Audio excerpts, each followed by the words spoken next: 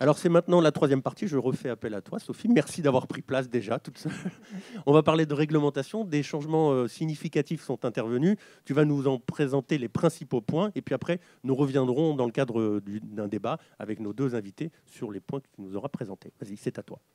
Oui, très brièvement, un petit rappel du contexte réglementaire, puisque effectivement, cette réglementation est évolutive. Donc, on verra peut-être avec nos invités ce qui nous attend dans les mois ou dans les années qui viennent. Mais en tout cas, on va parler là juste très brièvement, vous rappeler l'étiquetage, le règlement INCO, les allégations, donc le 1924-2006, allégations nutritionnelles et de santé, et puis l'étiquetage nutritionnel simplifié, et enfin le GEM-RCN pour tout ce qui est restauration collective.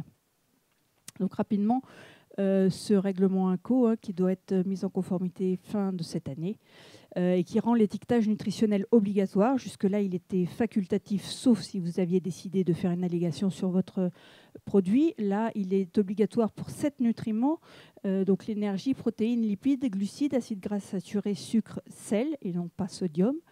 Pas nécessairement en fasting, et les fibres sont facultatives.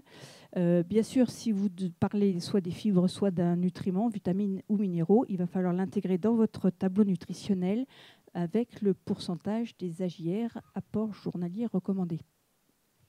Et donc être minimum source de pour pouvoir le faire, c'est-à-dire avoir 15% des AJR dans votre produit pour 100 grammes. 100 grammes ou 100 mg, donc cet étiquetage, et c'est optionnel par portion. En Europe, on n'a pas encore d'obligation de mentionner les acides gras trans. C'est le cas, par exemple, aux États-Unis depuis le 1er janvier 2006. On doit mettre en avant les allergènes mieux que nous le faisions jusque-là, donc soit en gras dans la liste des ingrédients, mais également en dehors de cette liste. On va passer assez rapidement sur les tailles de police. Tout le monde est concerné, les PME également. Par contre, les boissons alcoolisées n'ont pas cette obligation parce que ça pourrait induire le fait que ce sont des produits plus sains, peut-être. Et on a les mentions de pays d'origine pour tout ce qui est viande. On attend la réglementation, ce qui concerne les produits transformés à base de viande. Et puis une meilleure identification donc des produits d'imitation. Ce qui concerne le règlement sur les allégations de nutrition et de santé, on a donc d'une part les allégations nutritionnelles. Là, c'est le riche en source de que j'évoquais tout à l'heure, donc source de 15% des AJR, riche en 30%, des allégations allégées ou riche en protéines par exemple, allégé en sucre, en gras, en sel. Ça peut être également source d'oméga 3, etc. Donc tout ce qui est nutritionnel, qu'on avait déjà à peu près de la même façon jusque-là, à part les oméga 3 qui sont arrivés également. Et puis tout ce qui est allégation de santé. Donc avant ce règlement, on pouvait éventuellement faire des allégations de santé dans la mesure où on pouvait prouver ce qu'on avançait. Maintenant, tout ce qui n'est pas autorisé est interdit. Donc, on a une liste de 229, 230 allégations pour l'article 13.1, c'est-à-dire les allégations que tout le monde peut utiliser. 13.5, ce sont les allégations propriétaires. Donc, seul le dépositaire de la demande peut les utiliser. Vous voyez, il n'y en a pas beaucoup de Happy Few, moins de 10. 14.1a, c'est donc tout ce qui concerne la prévention des maladies, donc réduction de risque de maladies. Et puis 14.1b, c'est le développement sur la santé des enfants. Donc si vous voulez parler de calcium pour les enfants, vous allez être en 14. Et si vous voulez parler des calcium pour les adultes, c'est le 13.1 qui prévaut. L'étiquetage nutritionnel simplifié, il a été inscrit dans la loi de santé qui a été votée en novembre dernier. Reste à savoir s'il va être obligatoire ou facultatif, et reste à savoir lequel, je pense que ça fera partie d'un des débats de tout à l'heure, quel étiquetage sera retenu, voilà, entre on va dire pour résumer la science, les 5 C de la science, la FCD qui recommande le projet Sens, les traffic lights anglais ou autres encore qui sont en discussion, sachant que là, on parle d'un projet donc, dans la loi de santé française L'idée étant qu'il y ait le même étiquetage au niveau européen aussi, mais là encore, les discussions vont bon train. Et enfin, le GEM-RCN, qui là est une recommandation pour tout ce qui est la restauration collective, et qui donc, avec un objectif d'améliorer cette qualité nutritionnelle, notamment pour les enfants et en milieu hospitalier aussi, mais aussi dans les entreprises. Et l'idée est de donner une fréquence de consommation sur 20 repas, donc à chaque produit, donc pour aider les gestionnaires de ces restaurations collectives à pouvoir planifier leur menu et donc pouvoir avoir des choses équilibrées sur à peu près 20 repas. Donc l'idée étant, là il y a une nouvelle version l'année dernière, d'augmenter évidemment la consommation de fruits et de légumes, de féculents, et de réduire les apports lipidiques, et puis diminuer les glucides simples, et puis augmenter le fer et les apports calciques. Donc, eh bien, pour revenir en détail sur tous les points que tu nous as présentés maintenant, j'appelle Nicole Coutrelis et Loïc Roger, que j'invite à nous rejoindre. Alors, Nicole Coutrelis est avocate spécialiste en droit de l'alimentation au cabinet Coutrelis et Associés, et Loïc Roger est PDG du cabinet LR Beva, cabinet conseil en développement produit à promesse santé. Donc, si vous voulez bien prendre place, afin que nous revenions sur ces différents points, puisqu'il y a effectivement quand même pas mal de sujets. Tu as évidemment le règlement INCO. Donc, Loïc Roger, voilà, vous avez un micro, parfait. Nicole Coutrelis, je vous en prie, allez-y, voilà. Voilà le micro. Alors, peut-être, je vous laisse quand même vous installer, prendre place. Merci d'être avec nous. Oui, pour pas être juste vous allez être ébloui. Alors juste peut-être une première question. Avec le règlement INCO et le règlement donc, sur les allergènes, est-ce que maintenant tout est clair? Alors je ne sais pas, peut-être Loïc Roger, est-ce que vous voulez répondre d'abord à la question? Est-ce que pour les industriels tout est clair, ceux avec lesquels vous travaillez, ou est-ce qu'il y a encore des zones d'ombre? D'abord, le moment qui vient va être moins gourmand que les précédents. Ah, forcément. On va surtout parler de réglementation. Donc moi, je dirige effectivement un cabinet qui se nourrit d'un certain nombre de contrats avec les industriels en matière d'innovation, et que l'aspect effectivement réglementaire est un des points aujourd'hui clés pour entraîner en fait les industriels à innover dans le domaine de la nutrition. On a vécu quand même depuis quelques années on va dire des révolutions ou des bouleversements en matière réglementaire, avec comme principale difficulté la visibilité en fait dans le futur et des années. Alors un certain nombre de choses ont été réglées avec la publication bien sûr du règlement sur les allégations dont on a parlé, et du règlement INCO. Bon. Dans le domaine de l'alimentation générale, les choses sont à peu près calées. Là où ça se corse un peu, c'est sur le domaine diététique et bien sûr le domaine des compléments alimentaires. Où là, on a une visibilité qui est toujours relativement incertaine pour les prochaines années. Il faut savoir que dans les compléments alimentaires, les extraits de plantes représentent 50%, pour ne citer que cet exemple-là. Et dans le domaine des plantes, on est loin aujourd'hui du compte, notamment au niveau des allégations. Ça n'a pas été clarifié, tranché? Ça n'est pas encore tranché, ce le sera dans les 2 ou 3 ans, on pense. On ne sait pas. On ne sait pas. Et l'incertitude quant à ces aspects réglementaires pour le développement produit, du coup, tue un peu l'innovation et rend un peu incertain les investissements, notamment dans les compléments alimentaires, par exemple. Et en même temps, quand il y a de l'incertitude, est-ce qu'on ne peut pas se dire que ça vaut le coup peut-être de développer un produit? Ça laisse une... Alors là, il faut faire des paris, il faut aimer les risques. Bon. Et... Non, Nicole Coutrelis, je vous sens quand même perplexe. Pardon. Non, pas tant que ça perplexe, mais justement... Normalement, il est allumé, bon, je pense. Oui, d'accord. Parce que c'est vrai, ça dépend de quoi on parle. Ce qui est vraiment pénible, c'est le changement de réglementation constant. Ça, on en est bien d'accord, et on a vécu une période assez désagréable où on se disait, bon, ça y est, c'est fini. Ah non, maintenant, il y a encore un autre projet qui sort. Bon. Pour l'histoire précise des plantes, il faut bien reconnaître que ça fait aussi l'avantage de certains.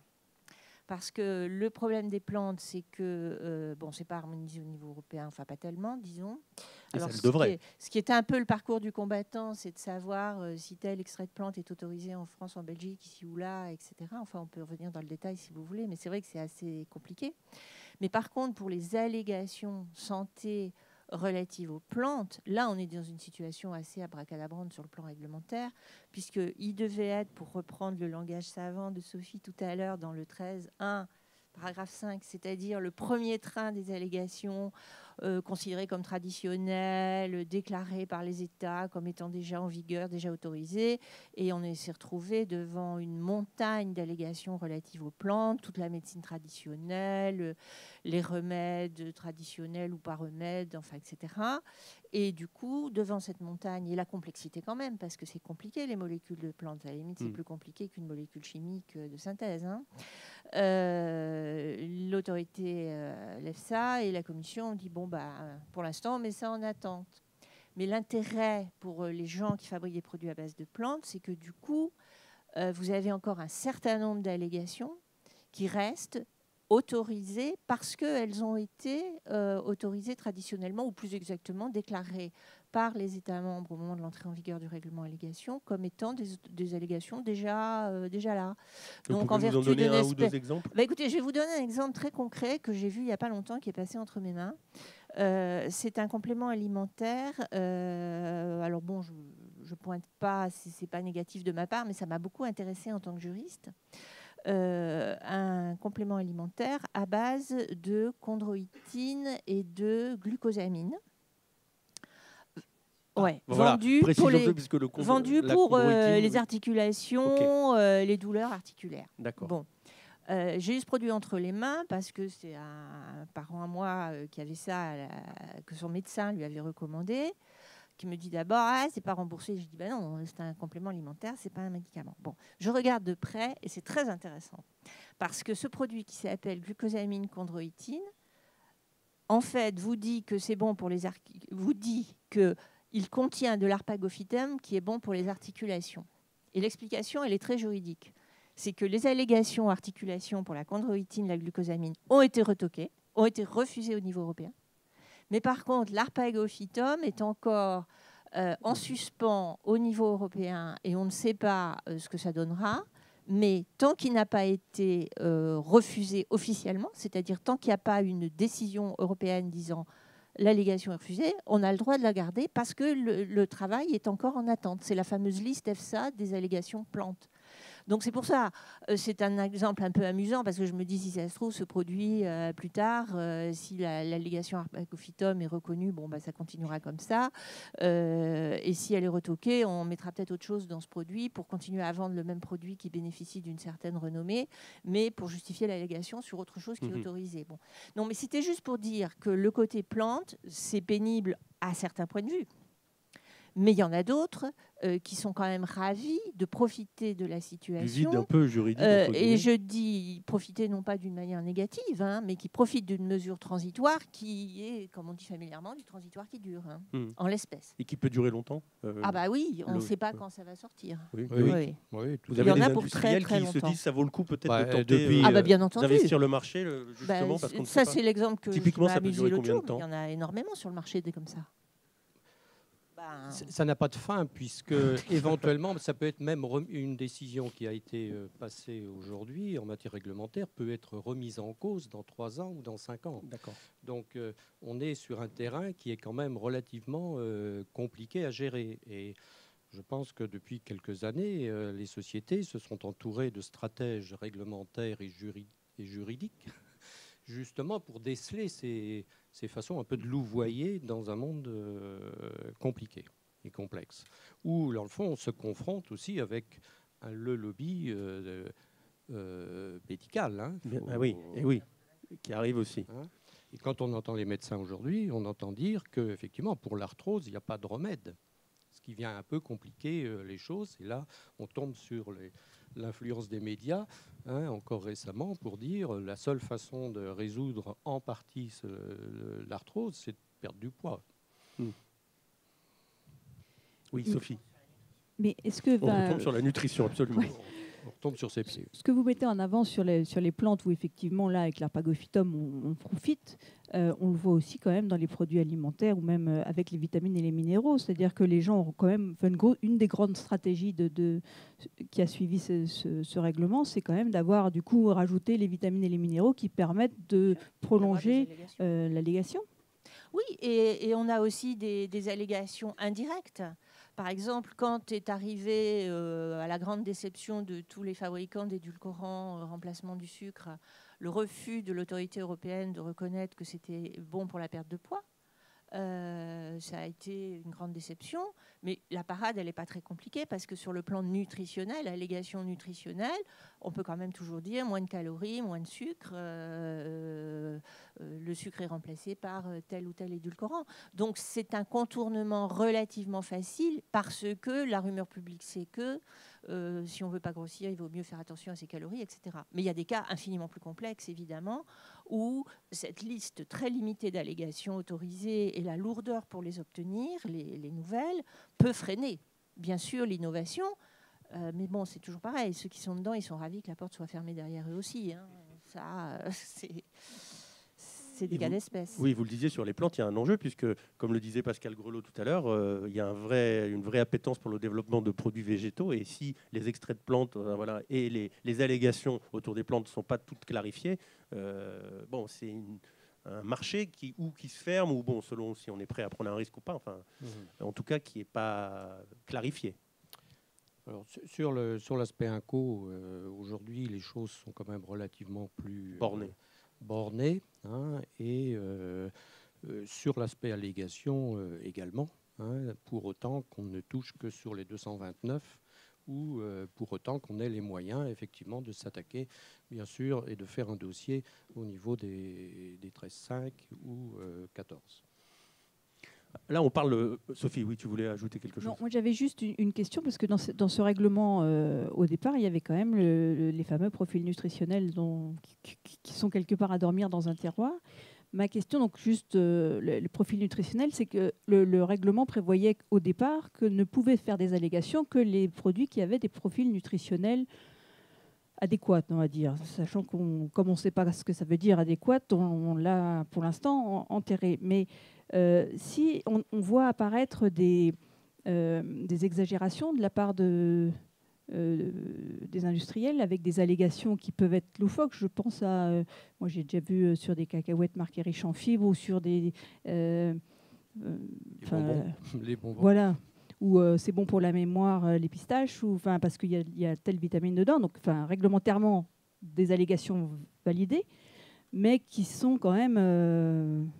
tendancieuses. Oui, loufoque, quoi, un peu baroque. Donc, est-ce que s'il y a une multiplication de ce type je ne peux pas parler d'abus puisque c'est réglementairement autorisé, ouais. On ne risque pas de voir ressortir les profils nutritionnels un jour?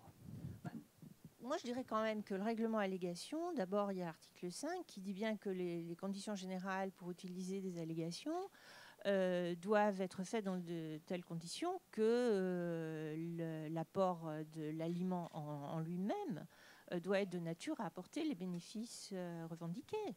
C'est-à-dire que si c'est... Les cacahuètes sont riches en fibres. Ah oui, riches au niveau nutritionnel. Oui, oui. Ah oui. Oui, non, mais ça, d'accord. Non, mais disons que je crois mais que... pas qu'en fibres. Ouais, voilà. Non, mais sont riches tout court. Ouais, en principe, déjà, ça veut dire qu'on doit faire l'étiquetage nutritionnel, ça depuis toujours, en indiquant donc aussi le gras, etc. Et on en revient toujours à la même chose, on répète toujours la même chose, hein, c'est l'éducation du consommateur, il faut qu'il arrive à lire les panneaux nutritionnels, etc. Bon. Et puis c'est vrai aussi que depuis que cette grande ambition de profil nutritionnel généralisé, couvrant tous les produits, est plus ou moins tombée à l'eau, ils sont un peu revenus par la fenêtre par des allégations spécifiques. Par exemple, on a réaménagé il y a 3-4 ans, je crois, un certain nombre d'allégations, notamment sur les acides gras, en disant qu'on ne pouvait le faire qu'à condition que, par ailleurs, le produit ait quand même un certain profil. Enfin, il y a, on ne va pas rentrer dans le détail, là, sauf si vous voulez, mais il y a eu des allégations un peu aménagées pour pouvoir autoriser, justement, Les produits les plus sains quand même. Oui, oui, oui. Même si on ne sait pas tellement, effectivement, comme le disait Sophie, quels sont les produits sains. Comment sont-ils définis? Oui, oui, oui, oui, oui. Ça reste flou. Oui. Voilà. Ou alors que Loïc. certains, comme la teneur en sodium, par exemple. Voilà. Où là, on ne peut pas dire n'importe quoi. Oui. On pouvait Là, pas il y a dire des n'importe critères quoi. Il fallait que quantitatifs. l'aliment contienne suffisamment de sodium pour qu'on puisse revendiquer éventuellement une allégation appauvrie en sodium ou moins de sodium. Hein, donc il y a eu effectivement un certain nombre de réajustements. Il y en aura d'autres. Hein. Il est clair qu'aujourd'hui, la déclaration nutritionnelle impose, en fait, bien sûr, à tout industriel de l'alimentaire, je dirais, d'apposer un certain nombre d'éléments. On a dit, il y en avait 7, un certain nombre de facultatifs. Hein. Et le profilage nutritionnel, à partir du moment où il se base sur ces éléments-là, pourra éventuellement ressortir avec un petit peu plus de justesse. Et on entend dire qu'effectivement, au niveau de l'Europe, les discussions ont soit reprises, soit ont été réactivées autour de ça. Hein, et peut-être pour éliminer cette condition initiale qui avait de dire on ne peut pas apposer n'importe quelle allégation sur en fait un profilage nutritionnel qui n'appartiendrait pas aux catégories de produits dits sains. Oui, mais on tombait sur un problème. Il y avait quand même des problèmes assez extravagants. Par exemple, un emmental ou un truc comme ça, un fromage de ce genre, je te dis exprès le nom, allégé en matière grasse, tombait dans le profil et pouvait dire riche en calcium, alors qu'un vrai emmental complet avec son taux de matière grasse normal, donc avait le droit de s'appeler emmental, en revanche, ne pouvait pas dire riche en calcium parce qu'il n'avait pas le profil. Résultat, un consommateur normal et pas forcément un consommateur stupide s'imaginera qu'il y en a un qui est plus riche en calcium que l'autre. Il faut quand même un peu de bon sens aussi. Donc pour tout un tas de choses comme ça qui ont peut-être été un peu trop montées en épingle, évidemment, alors du coup on a caricaturé en disant les profils c'est affreux, ça ne va pas du tout. Mais c'est vrai qu'il y avait quand même un certain nombre de choses comme ça qui ne collaient pas.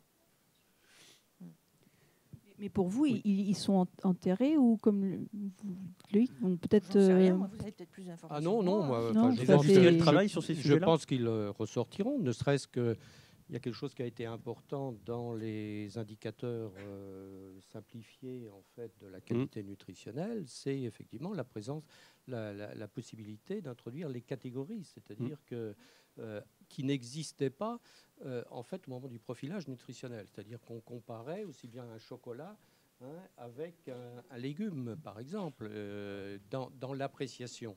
Et là, effectivement, on voit qu'il y a une évolution et plutôt positive qui fera que probablement pour une même catégorie, on pourra utiliser les profilages nutritionnels, c'est sûr, pour différencier les produits. Oui.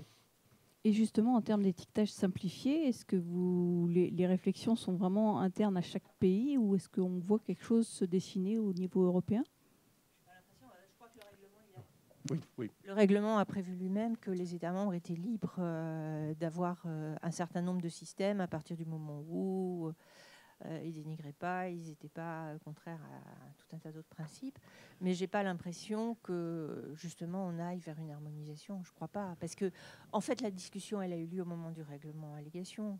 Et là, on a bien vu, les Anglais n'ont pas pu faire passer leur traffic light, d'autres n'ont pas pu ceci, cela. Et du coup, c'est passé en deuxième zone dans le règlement allégation en disant, bon, bah, finalement, sur ce sujet, ça sera volontaire et les États membres pourront faire un certain nombre de choses. Il n'y a qu'une chose qui est déjà dans le règlement européen, qui est quand même, d'une certaine manière, de l'étiquetage simplifié aussi. Enfin, c'est ce qu'on appelait dans le jargon les GDA. Les petits extraits qu'on peut mettre sur la face avant, ou bien on met soit l'énergie, soit il faut mettre les 4 basiques avec en même temps le pourcentage des AGR.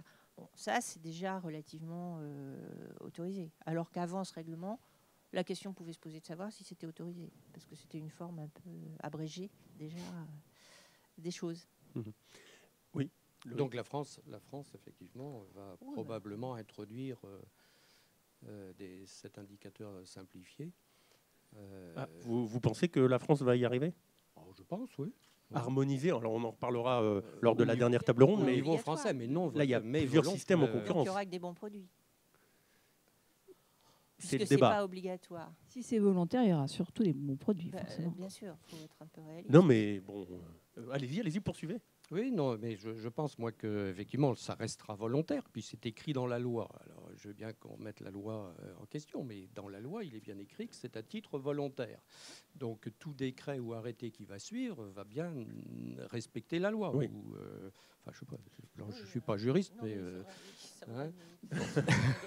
Donc reste le mode d'expression. Et aujourd'hui, il y a 2 ou 3 effectivement modes d'expression qui peuvent être, qui sont en lice, qui sont en discussion. Et effectivement, dans les mois qui viennent, on peut s'attendre à ce qu'il y ait un consensus. Enfin, je suis généralement très optimiste. Ça n'a pas l'air tout à fait acquis. Hein. On en parlera tout à l'heure, mais le consensus, il reste à faire. On peut penser qu'il y en a un qui sera retenu. Oui. Voilà. Les pouvoirs publics, peut-être... Trancheront. Pardon ? Il y a un système qui sera Ouais. retenu. Oui, oui. Alors, on parle beaucoup là de B2C, de produits... Mais le règlement, pardon, oui, le règlement allez-y. INCO n'a pas été un consensus non plus. Hein. Oui, ça a été une laborieux. décision politique. Donc, Oui. ce Au sera niveau pas de la- l'Europe. Bon. Oui, ce sera pas.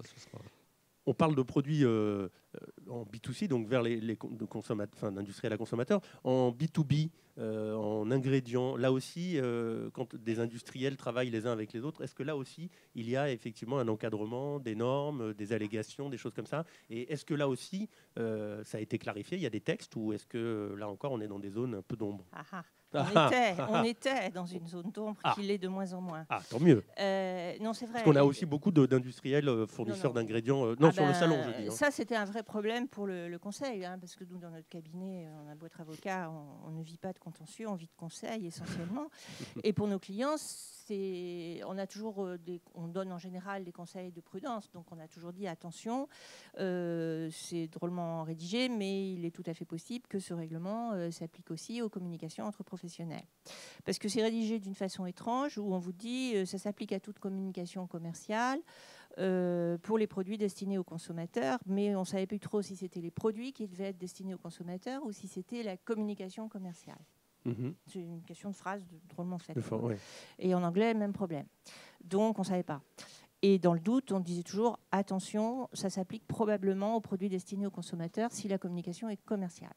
Alors, on n'a pas encore la réponse à 100%, mais je dirais qu'on l'a à 80%, parce qu'il y a eu un arrêt, pas un arrêt, mais une affaire portée à la Cour de justice européenne donc récemment pour interpréter cette notion-là.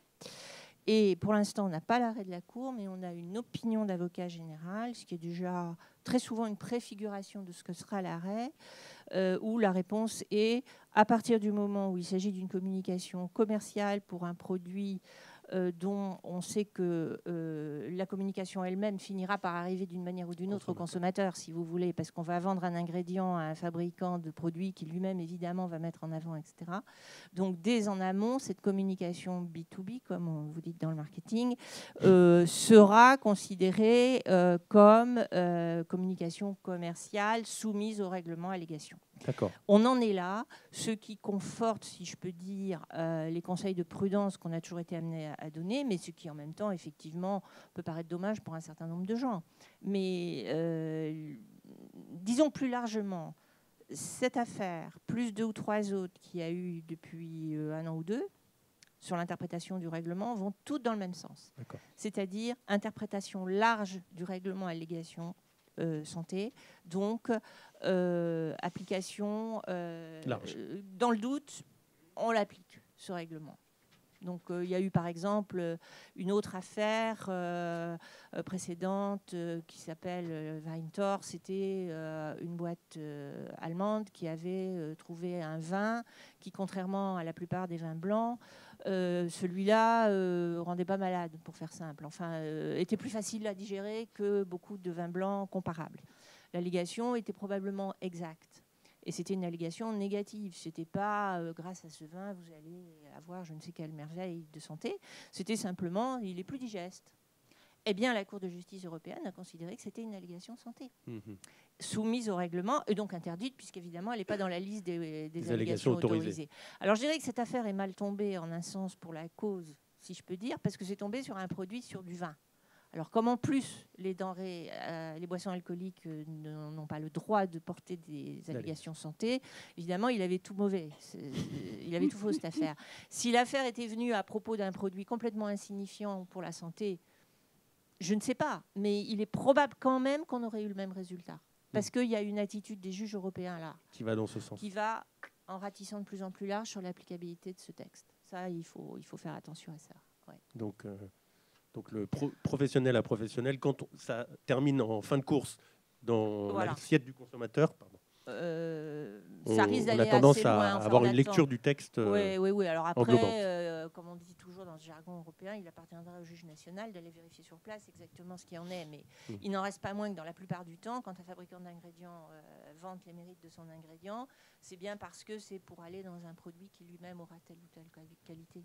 Donc, prudence sur ce terrain, c'est sûr. Ouais.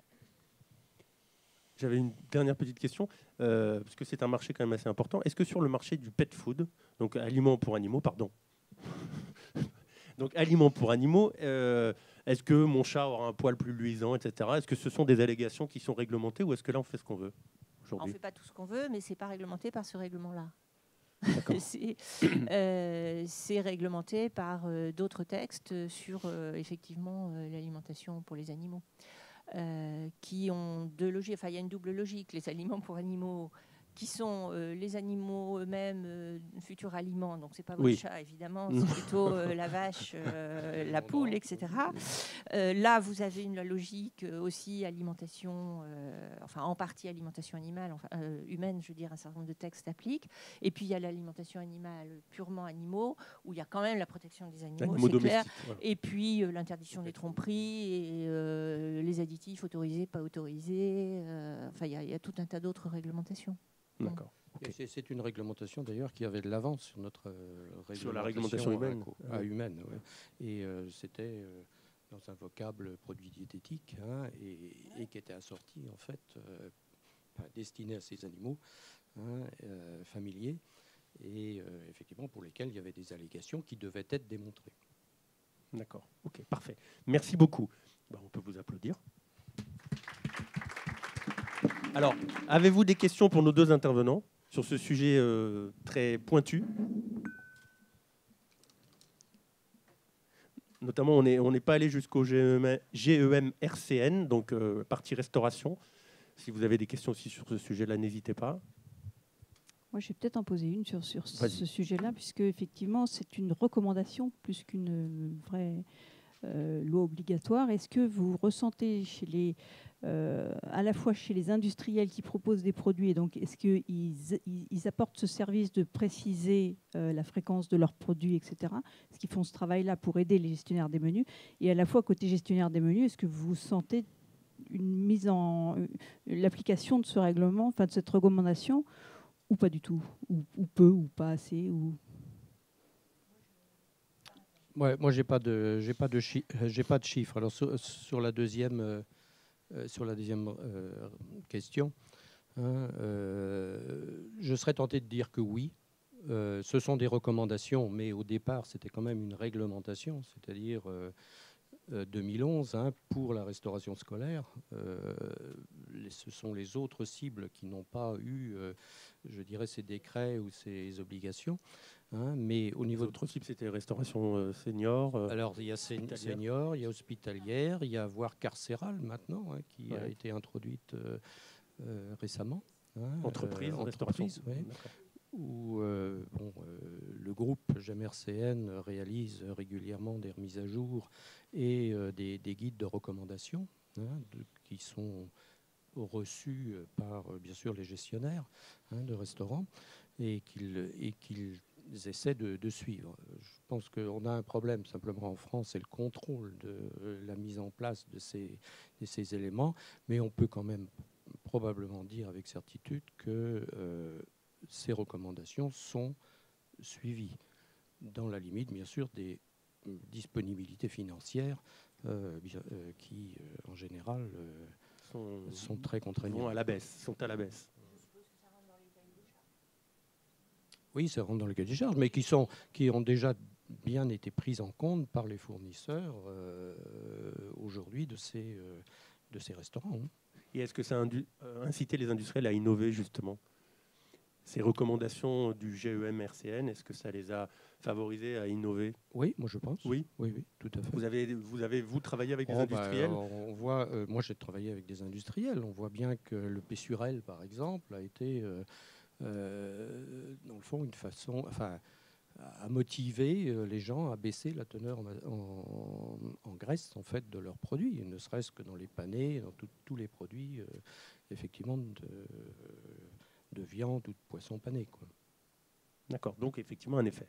Oui, pour moi, il y a un effet, oui. Alors après, il y a une question de prix aussi, hein. Tout ça s'engage. Enfin, en général, toutes ces opérations coûtent à l'industriel. Et donc, est-ce qu'il a la possibilité de répercuter ses prix? Ça, c'est un autre débat, quoi. Et les collectivités ont plutôt, en ce moment, plutôt moins de moyens. Mmh. Bon, très bien, parfait. Merci beaucoup.